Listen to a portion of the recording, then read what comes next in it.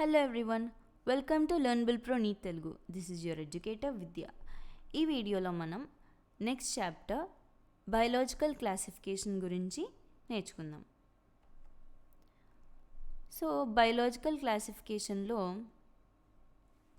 Organisms యొక్క classification గురించి different కింగ్డమ్స్గా ఎలా క్లాసిఫై అయ్యాయి, వాటి క్యారెక్టర్స్ ఏంటి, ఇవన్నీ కూడా మనం బయోలాజికల్ క్లాసిఫికేషన్లో తెలుసుకుందాం.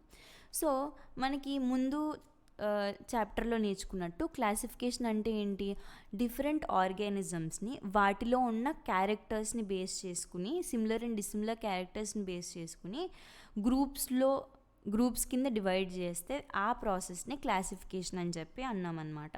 అయితే అర్లియస్ట్ క్లాసిఫికేషన్, ముందు అంతా కూడా సైంటిఫిక్ బేస్డ్ క్లాసిఫికేషన్ లేదు. సో అప్పుడు అర్లియస్ట్గా మనకి క్లాసిఫికేషన్ అనేది, ఆర్గానిజమ్స్ క్లాసిఫికేషన్ అనేది వాటి యూజెస్ బట్టి, అంటే వాటిని ఫుడ్కి అవి ఎలా యూజ్ అవుతున్నాయి, షెల్టర్కి ఎలా యూజ్ అవుతున్నాయి, అండ్ క్లోదింగ్కి ఎలా యూజ్ అవుతున్నాయి, ఇలాగా వీటి యూజెస్ని బట్టి మనం డిఫరెన్షియేట్ చేశారనమాట. అయితే so first scientific based classification చేసింది ఎవరు అంటే అరిస్టాటిల్ అనే సైంటిస్ట్. సో ఈయన ఏం చేశారు, సింపుల్ మార్ఫలాజికల్ క్యారెక్టర్స్ని బేస్ చేసుకుని ప్లాంట్స్ని ట్రీస్, షర్బ్స్ అండ్ హర్బ్స్ కింద డివైడ్ చేశారు. సింపుల్ ఎక్స్టర్నల్ క్యారెక్టర్స్ యూజ్ చేసి ప్లాంట్స్ని ట్రీస్, షర్బ్స్ అండ్ హర్బ్స్గా డివైడ్ చేశారు. నెక్స్ట్ యానిమల్స్ని 2 గ్రూప్స్గా డివైడ్ చేశారు. ఎలాగా, which are having red blood and not having red blood ఉన్న యానిమల్స్, రెడ్ బ్లడ్ లేని యానిమల్స్, దీని కింద డివైడ్ చేశారు. ఇది అర్లియస్ట్ క్లాసిఫికేషన్. బట్ ఈ క్లాసిఫికేషన్ అనేది అంత సస్టైనబుల్ కాదు, just a basic level of classification. కాబట్టి ఈయన తర్వాత లిన్నేయస్ అనే సైంటిస్ట్ 2 కింగ్డమ్ క్లాసిఫికేషనే ప్రపోజ్ చేశారు. దీనిలో ఏంటంటే ప్లాంట్స్ని అండ్ యానిమల్స్ని ప్లాంటే అండ్ యానిమేలియా, ఈ 2 కింగ్డమ్స్ కింద డివైడ్ చేశారనమాట. కానీ అన్ని ప్లాంట్స్ని ప్లాంటేలో, అన్ని యానిమల్స్ని యానిమేలియాలో పెట్టారు. కానీ దీనివల్ల ఏంటంటే చాలా డ్రాబ్యాక్స్ ఉన్నాయి. ఏంటి అంటే యూకారియోట్స్ని, ప్రోకారియోట్స్ని మధ్యలో రెండింటిని సెపరేట్ చేయలేదు, ఒకే దాంట్లో పెట్టారు. యూకారియోట్స్ అంటే ఏంటి, ఏ ఆర్గానిజంలో అయితే డిఫినైట్ న్యూక్లియస్, ఒక పర్టికులర్ అంటే జెనెటిక్ మెటీరియల్ అంతా ఒక పర్టికులర్ న్యూక్లియస్ లోపల, మెంబ్రెయిన్ బౌండ్ న్యూక్లియస్ లోపల ఉంటుందో, అండ్ వీటిలో అయితే మెంబ్రెయిన్ బౌండ్ ఆర్గనల్స్ ఉంటాయో అలాంటి వాటి ఆర్గానిజమ్స్ని యూకారియోటిక్ ఆర్గానిజమ్స్ ఆర్ యూకారియోటిక్, అలాంటి సెల్స్ని యూకారియోటిక్ సెల్స్ అని అంటారు. అండ్ ప్రోకారియోటిక్ సెల్స్ అంటే ఏంటి, దీనిలో ఏంటంటే న్యూక్లియస్ ఉండదు, జస్ట్ జెనెటిక్ మెటీరియల్ అంతా మొత్తం స్ప్రెడ్ అయిపోయి ఉంటుందన్నమాట ఒక ఏరియాలో, దాన్ని ప్రోకారియోట్స్ అంటారు. అయితే ఈ రెండింటికి డిఫరెన్షియేట్ చేయలేదు. నెక్స్ట్ యూనిసెల్యులర్ అండ్ మల్టీసెల్యులర్ ఆర్గానిజమ్స్ని కూడా సెపరేట్ చేసి పెట్టలేదు. అండ్ ఆల్సో ఫోటోసింథటిక్ ఆర్గానిజమ్స్ని అండ్ నాన్ ఫోటోసింథటిక్ ఆర్గానిజమ్స్ని, లైక్ వీటిని కూడా, అంటే గ్రీన్ ఆల్గే అలాంటి ప్లాంట్స్, అలాంటి ఫోటోసింథటిక్ ఆర్గానిజమ్స్ని, non photosynthetic organisms like fungi, అలాంటి వాటిని కూడా డిఫరెన్షియేట్ చేయకుండా ఒకే దాంట్లో ప్లేస్ చేశారనమాట.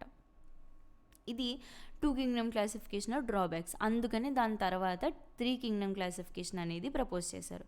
ఇది ఎవరు ప్రపోజ్ చేశారంటే ఎర్న్స్ట్ హెకెల్ అనే సైంటిస్ట్ 3 కింగ్డమ్ క్లాసిఫికేషనే ప్రపోజ్ చేశారు.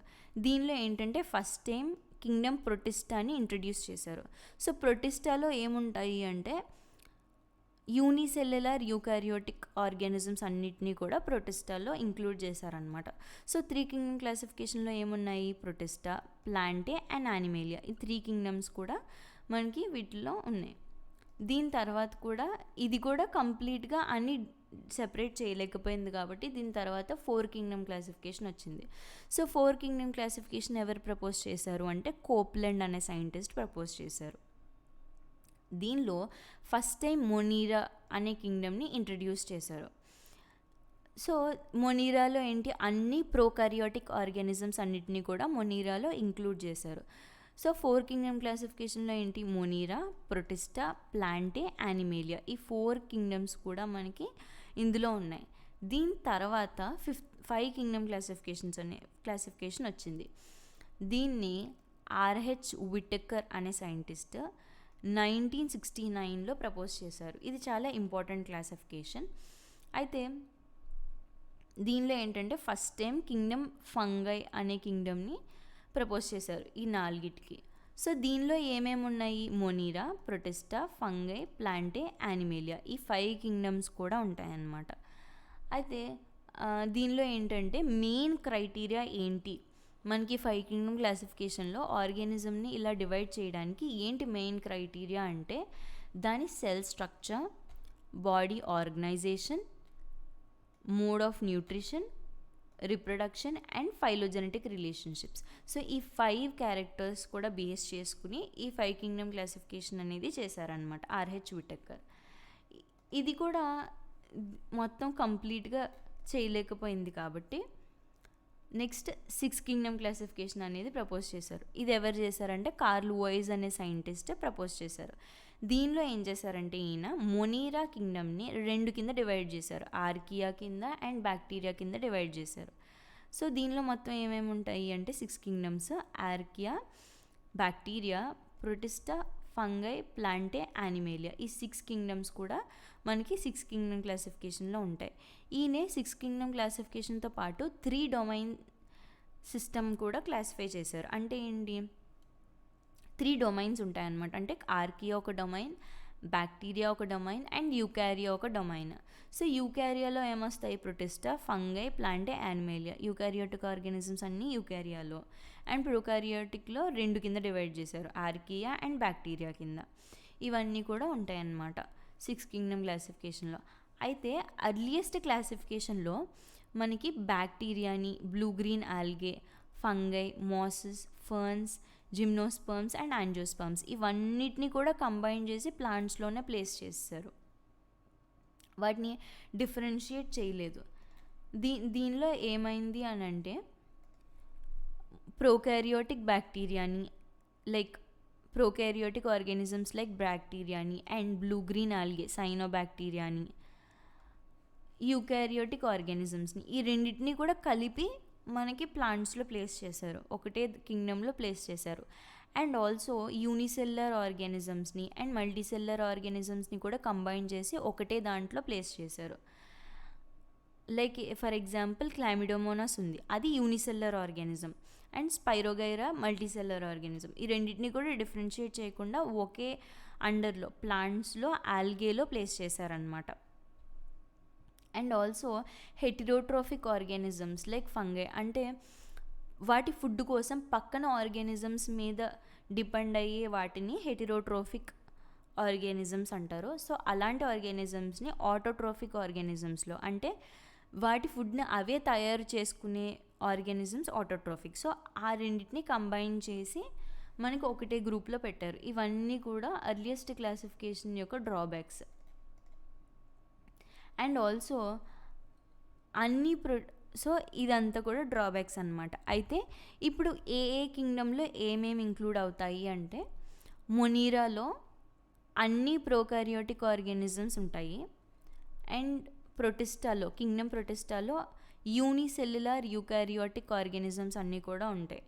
ఫంగైలో ఫంగై అంటే heterotrophic, multicellular heterotrophic, eukaryotic heterotrophic organisms అన్నీ కూడా ఫంగైలో ఉంటాయి.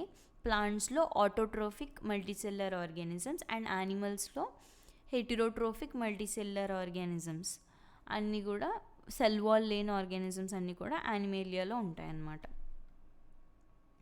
అండ్ కింగ్డమ్ ప్రొటిస్టాలో ఏంటి అంటే క్లామిడోమోనాస్, క్లోరెల్లా, ఈ రెండింటిని పారామీషియం, అమీబా ఈ రెండింటితో కంబైన్ చేసి పెట్టామన్నమాట. అర్లీగా క్లామిడోమోనాస్ అండ్ క్లోరెల్లాని తీసుకెళ్ళి ప్లాంట్స్లో ఉన్న ఆల్గేలో ప్లేస్ చేశారు. ఇదేంటి, సెల్ వాల్స్ ఉన్న అనే ఒక్క క్యారెక్టర్ని బేస్ చేసుకుని క్లామిడోమోనాస్ని, క్లోరెల్లాని పెట్టారు. And also paramecium and amoeba ఈ రెండింటిని తీసుకెళ్ళి యానిమల్ కింగ్డమ్లో ప్లేస్ చేశారు, ఎందుకంటే సెల్ వాల్ లేదు కాబట్టి. కానీ ఈ రెండు కూడా తప్పు. తర్వాత ఈ రెండింటిని, ఈ 4ని కూడా paramecium, amoeba and Chlamydomonas, chlorella ఈ 4ని కూడా తీసుకెళ్ళి కింగ్డమ్ ప్రొటిస్టాలో ప్లేస్ చేశారనమాట. So that's it for the introduction of the biological classification. I hope you all like this video. Thanks for joining us in learning.